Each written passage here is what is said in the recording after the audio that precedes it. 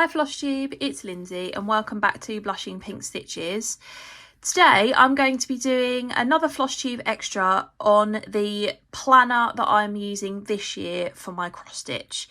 And this year I have decided to switch to a digital planner. So this is my iPad.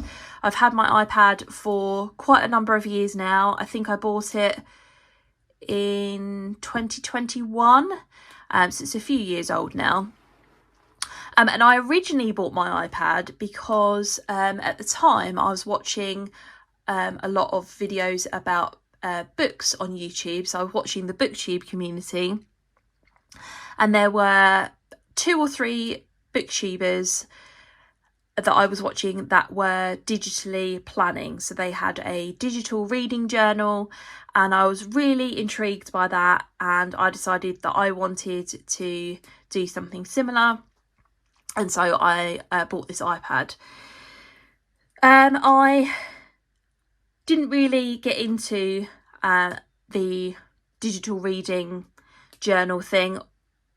I've done a lot of digital journaling over the last few years, and I always think that that's kind of like in preparation for what I'm doing now. I've sort of learned about how to use different this particular app that I'm using, and I have sort of settled on what I like to digital journal for.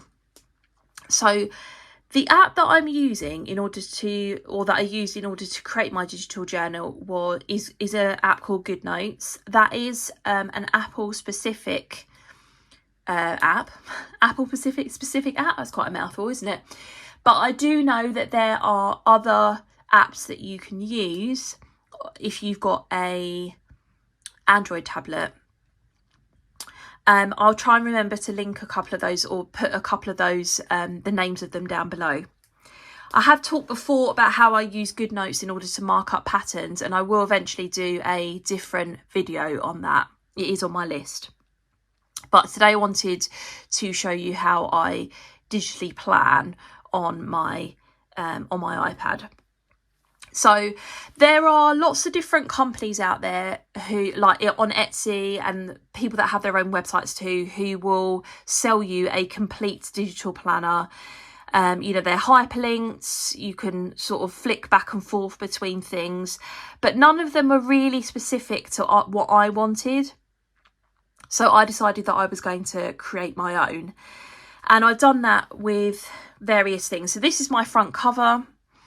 I believe all the images in here I bought from Etsy, in terms of you can buy digital paper from Etsy, and a lot of them come in like different sets and things like that.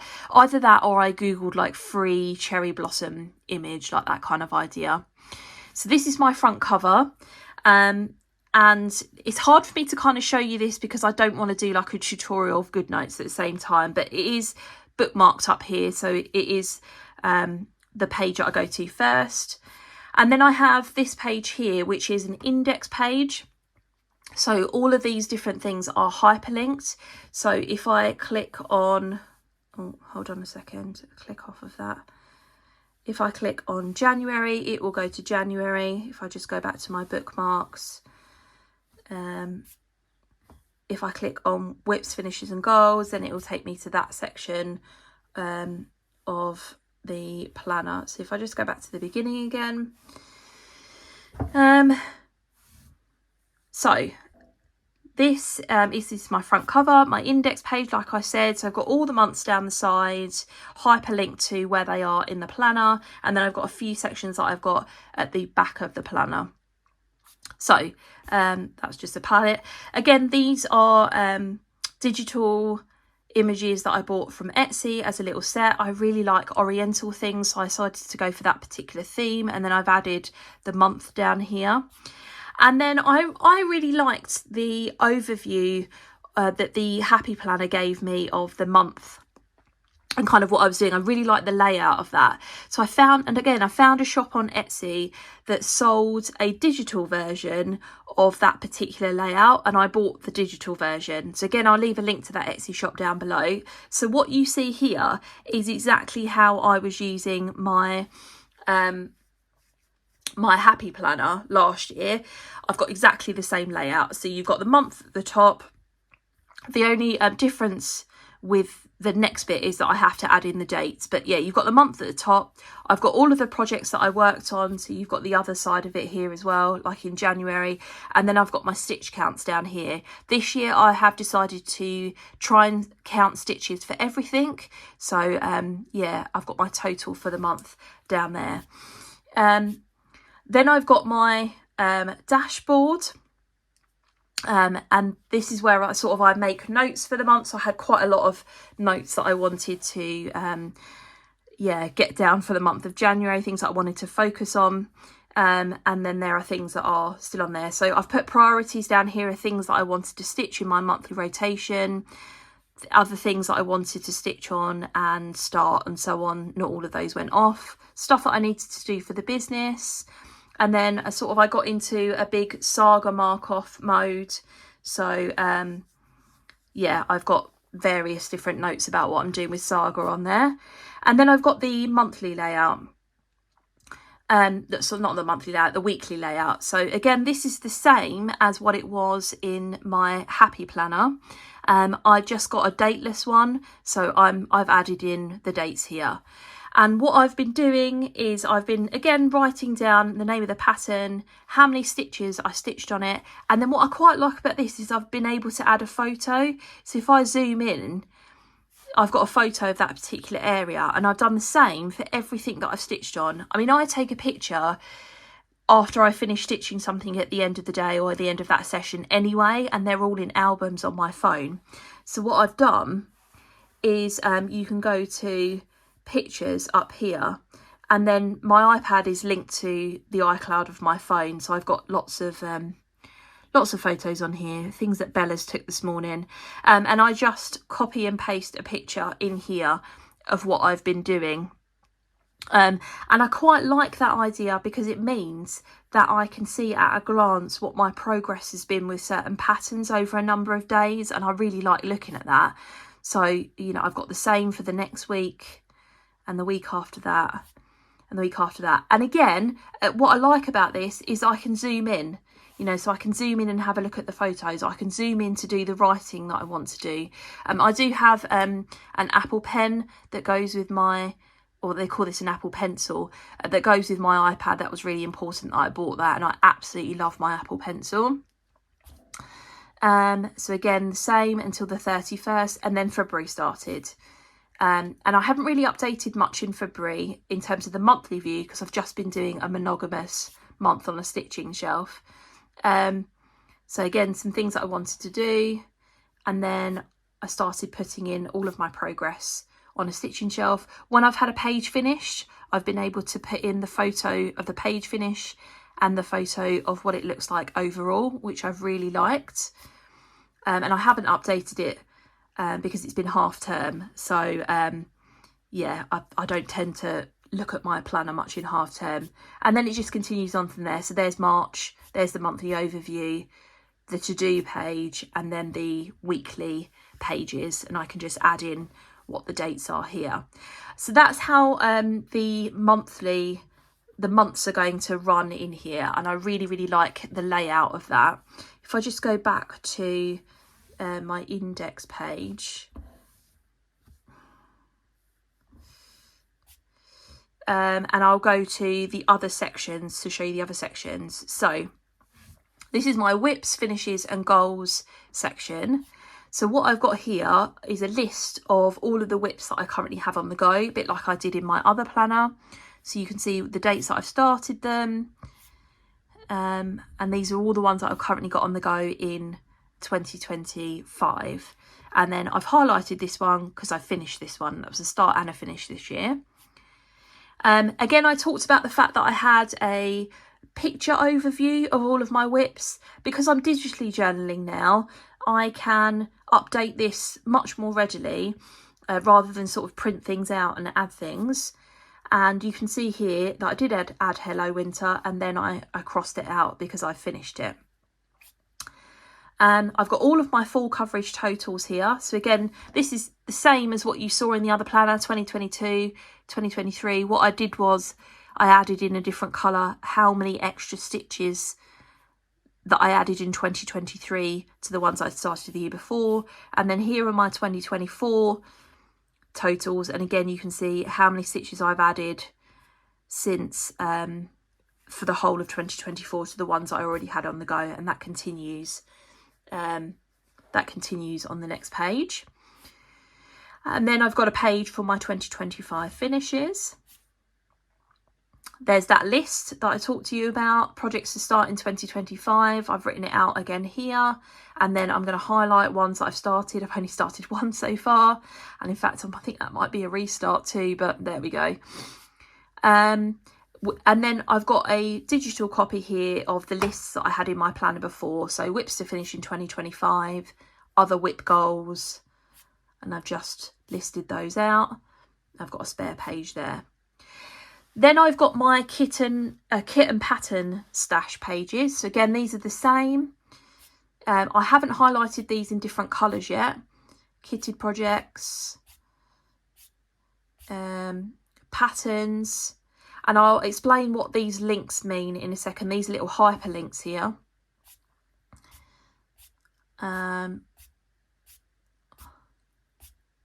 I made a list of all of the free patterns that I have. I mean, it's just, you don't want to see all of this.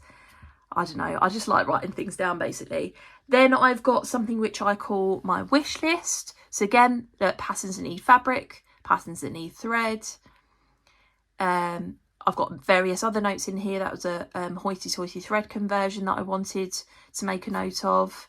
Patterns that need beads, magazine, book patterns, free patterns.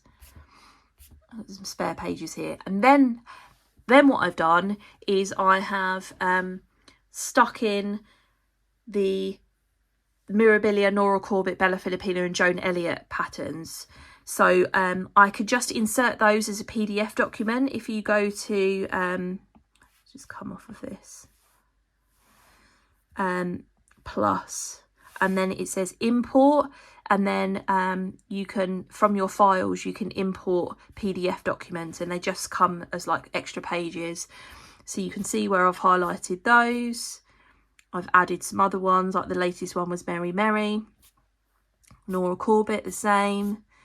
I haven't updated these with the latest releases. Yeah, those are ones that came out a while ago.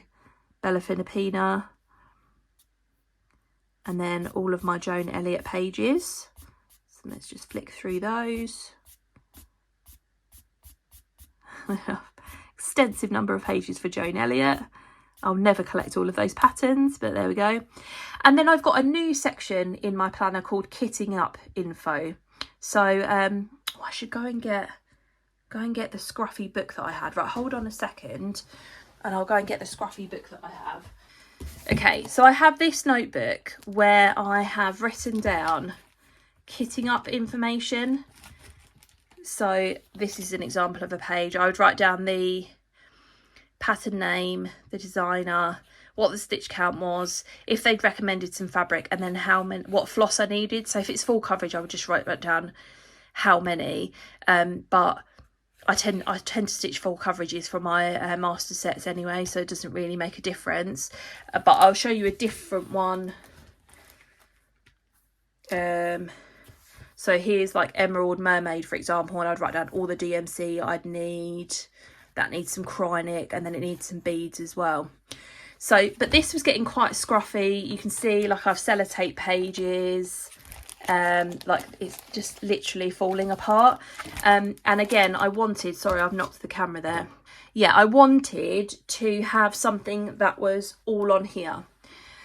So this is what this kitting up info section is. So if I just flick over, I created these pages where I've got, and there's 2 to a page. I've got the pattern name, the designer, the date that I purchased it. I don't know that for all of them, but it's a useful piece of information. Stitch count, if there was a recommended or model fabric that was used.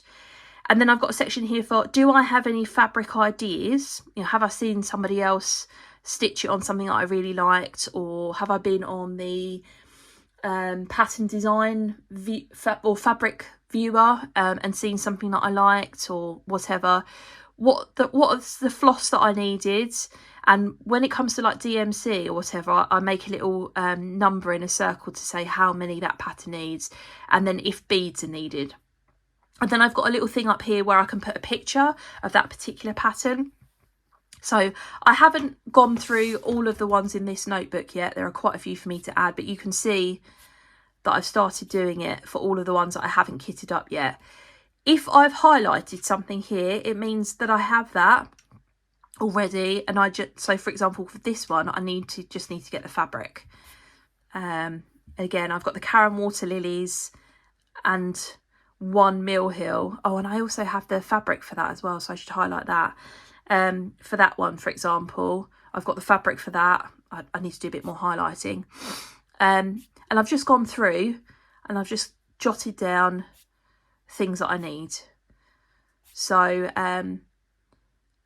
and that's an ongoing process. So for example, if I come out of bookmarks and go to thumbnails, some of them haven't got pictures yet, and then I've got some blank pages down here, and then this is just a random raw embroidery thread order that I needed to do at the end, so that's not really that interesting, but that's a really good way of me keeping track of what I need for different projects. And again, once this is all done, it's all on one thing, so I can throw this away because this is tatty, and also it takes up room in my bag. I don't really need to carry 2 things around. And what's nice about the iPad is that it's all in one place, and it weighs the same no matter how many pages you put into your journal. It really doesn't matter, and that's what I like about it. And I can be really specific about what I like having in my journal, and I can get rid of things that I don't like or don't include them at all, or make up pages where that are really useful to me. And I'm sure this will evolve as I go on. One thing that I did mention, if I just go back to what the kitten pattern stash, if I look on that page where I had patterns that I had hyperlinks, what I started doing was, once I'd written down the information on the stuff I needed to kit it up page, then I would come back here and provide a little hyperlink. So if I click on the hyperlink, it then takes me to the page of all of the kitting up information. So it's really easy for me to see, oh, I'd quite like to start that pattern. What is it that I need in order to start it? And that's been really, really useful.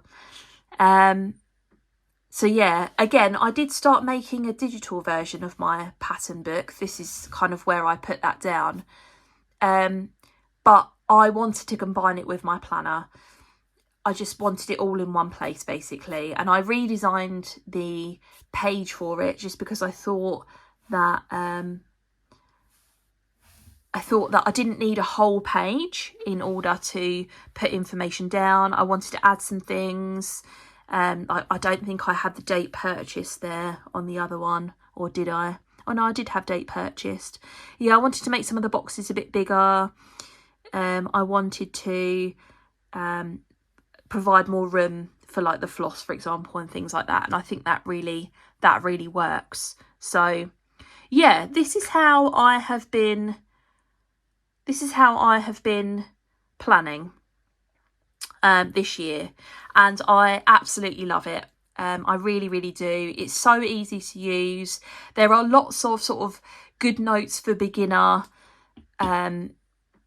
videos out there on YouTube, or whatever app. If you've got an Android tablet, for example, and you wanted to try doing this, then find out what app suits you for taking notes. You know, digital journaling for beginners. Yeah, there's lots of stuff out there, but I will leave a link to the resources that I've used down below. And if you've got any other questions, I know, you might not have used Goodnotes for digital planning before. That's a can of worms maybe that I can't answer, but I'm happy to try, if you've got specific questions. Yeah, maybe I'll do a short in answer to it or something like that. I'm not really sure, but yeah, ask away and I'll see what I can do. Yeah, and I hope you found this useful. I hope it might inspire some of you to start digitally planning as well. Again, you can add stickers to your planner.